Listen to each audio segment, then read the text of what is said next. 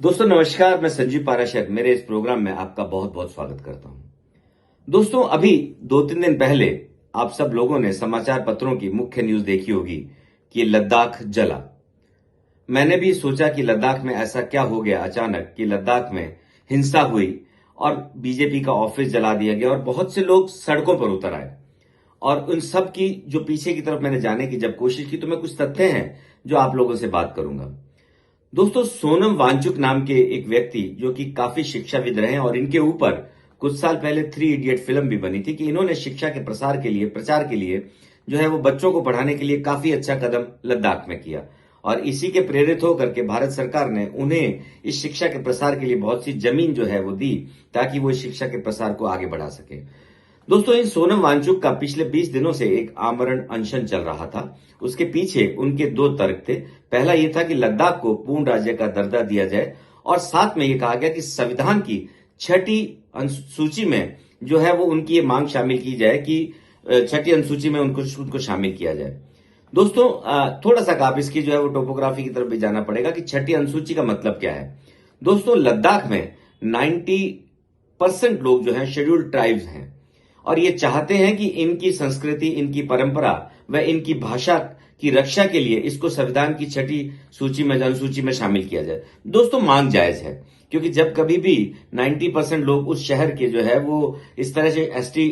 Schedule tribe होंगे तो उनकी भाषा, संस्कृति और परंपराओं को जीवित रखने के लिए संविधान की 6ठी अनुसूची में डालना कोई गलत मांग नहीं है। और जहां तक लद्दाख को पूर्ण राज्य का दर्जा देने की बात करना, वो भी एक मांग हो सकती है। लेकिन एक लद्दाख सेंसिटिव क्षेत्र है, चाइना से अटैच्ड है और आप ये मानेंगे कि चाइना आज भी जो है वो लद्दाख की बाउंड्रीज पर एक्टिव है। दोस्तों जब भारत सरकार ने 5 अगस्त 2019 को जम्मू को अलग जो है वो केंद्र शासित प्रदेश बनाया, कश्मीर को अलग बनाया और साथ साथ में लद्दाख को भी केंद्र शासित प्रदेश का दर्जा दिया, लेकिन लद्दाख में उन्होंने जो है वो विधानसभा नहीं बनाई। ये एक ऐसी चीज थी जो कि लद्दाख को जो क्षेत्रीय जो सिक्योरिटी की चीज को देख करके बहुत सी चीजों को नजर में रखते हुए लद्दाख को इस तरह की जो है वो अभी जो है भारत सरकार ने इस तरह की बात नहीं की थी। तो इसके के पीछे क्या जो बात हो सकती है, अभी कुछ इस बात के ऊपर जो है डिस्कशन की जरूरत नहीं है। लेकिन हाँ ये बात सही है कि संविधान की 6ठी अनुसूची में इनको डाला जाए। इसके बारे में भारत सरकार और लद्दाख की जो यो कह लीजिए कि लद्दाख के एक्टिविस्ट हैं लगातार बात कर रहे थे और अभी 5 या 6 अक्टूबर को इनकी वार्ता जो है वो वापस दिल्ली में होने वाली थी। दोस्तों भारत सरकार भी राजी थी कि इसकी संविधान की जो 6ठी अनुसूची में इनको डाला जाए, लेकिन इसके बीच में उनकी लगातार वार्ताओं के दौर चल रहे थे। लेकिन ये बात जो है वो पूरी होती इससे पहले ही वहां पर जो है हिंसा का रूप ले लिया। दोस्तों हिंसा के रूप ने आप ये मानिए कि पहले पुलिस ने जो है उनके ऊपर जो आंसू गैस के गोले छोड़े, उसके बाद में उन्होंने सीआरपीएफ सेना के ऊपर भी जो है पथराव किया और 80 लोग घायल हुए, जिसमें से 40 तो जो है वो सेना के कर्मी और पुलिसकर्मी थे। क्या इस आंदोलन के पीछे दोस्तों मेरा इस उद्देश्य ये था कि आज जनता जो है वो सिर्फ अखबार की हेडलाइन पढ़ती है कि वहां पर जो है हिंसा हुई, लेकिन उसके पीछे की सच्चाई को बात करना, जानना हमारा सबसे पहला जो है वो कर्तव्य है और हम लोगों का हमारी ड्यूटी भी है। थैंक यू वेरी मच दोस्तों मेरे इस प्रोग्राम के लिए। लोग जो है वो बीजेपी के कार्यालय पर धरना जरूर देंगे, बीजेपी कार्यालय पर हमला जरूर करेंगे, ये सब चीजें पृष्ठभूमि में चल रही थी। अब इस बात को जब इस तरह से आग फैल गई, जो सोनम वांगचुक है वो अपने गांव जाकर के चले गए, लेकिन जाते जाते उन्होंने एक स्टेटमेंट दिया कि कहीं ना कहीं इसमें जैन जी का भी जो है प्रतिरोध छुपा हुआ है।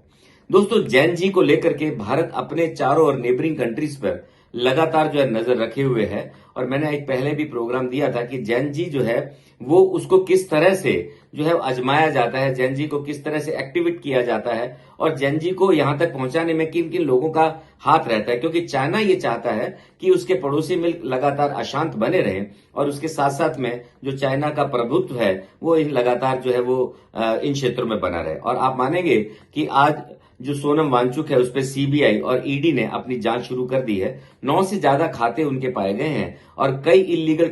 जो उनके साथ में ट्रांजैक्शन किए गए और कुछ खाते उनके रिकॉर्डेड भी नहीं है। तो पैसा कहां से आ रहा था, कैसे वो इस जो है नेतृत्व कर रहे थे इस तरह का, ये भी एक जांच का विषय हो सकता है। लेकिन मैं इस तरह की टॉपिक बनाने पर मेरा जो मेन उद्देश्य ये है दोस्तों कि देश के किसी भी कोने में अगर कोई भी शक्ति देश के जैन जी का प्रयोग करना चाह रही है या देश के जैन जी को भटकाना चाह रही है, लेकिन भारतीय जनता, भारतीयता जो है वो इन सब चीजों को समझना पड़ेगा और इस तरह के जो राजनीतिक घटनाक्रम जो देश को कमजोर कर रहे हैं, लगातार उन पे जो है वो नजर रखनी चाहिएगी। और ये जो जो छोटी सी बात थी, कहीं ये आग का रूप ना ले ले भविष्य में भी, इस पे भी, क्योंकि कभी भी कोई भी आंदोलन इतना बड़ा 4 से 5 लोगों के बीच में जो इसमें मरे हैं, इतना बड़ा आंदोलन नहीं होता जब तक कि उनके पीछे कोई ऐसी शक्ति काम ना कर रही हो जो उनको फाइनेंस कर रही हो, जो उनको मोटिवेट कर रही हो। और भारत सरकार को भी ये देखना पड़ेगा कि जो हमारा सीमावर्ती क्षेत्र है, जो हमारा लद्दाख जो बिल्कुल चाइना से सटा हुआ है, वहां आने वाले समय में किसी तरह की और अशांति ना फैले। और जो युवा वर्ग है वो देश के कंस्ट्रक्टिव, क्योंकि कभी भी देखिए कि आज लद्दाख में इतना नुकसान हुआ है, जो 5 लद्दाखी मारे गए हैं, जो इस घटना में, पूरे घटनाक्रम में हिंसा की शिकार